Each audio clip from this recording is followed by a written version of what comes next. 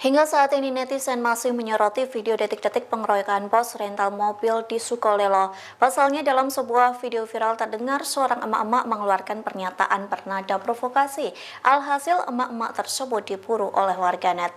Beredar video di media sosial memperlihatkan seorang pria berbaju merah sedang diseret oleh warga setempat. Lantas seorang ibu-ibu merekam aksi tersebut dengan melontarkan pernyataan bernada provokasi. Pasalnya emak-emak itu meminta agar pria berbaju merah dihabisi. Terlebih menurut ibu di balik kamera itu, Sukolilo tidak memiliki apapun. Bahkan ibu tersebut menghujat pria berbaju merah sebagai pria yang kurang ajar. Oleh sebab itu netizen meminta agar Kapolda Jawa Tengah turun tangan menangkap provokator atas pengeroyokan bos rental di Sukolilo. Dikutip dari Tribun Jawa Timur, Kapolda Jawa Tengah Irjen Pol Ahmad Lutfi menuturkan pihaknya masih memburu pelaku yang mengajak massa atau provokator untuk mengeroyok Burhanis.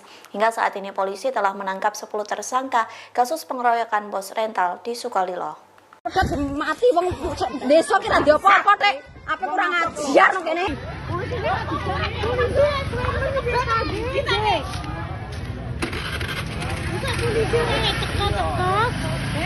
Download Tribun X sekarang, menghadirkan lokal menjadi Indonesia.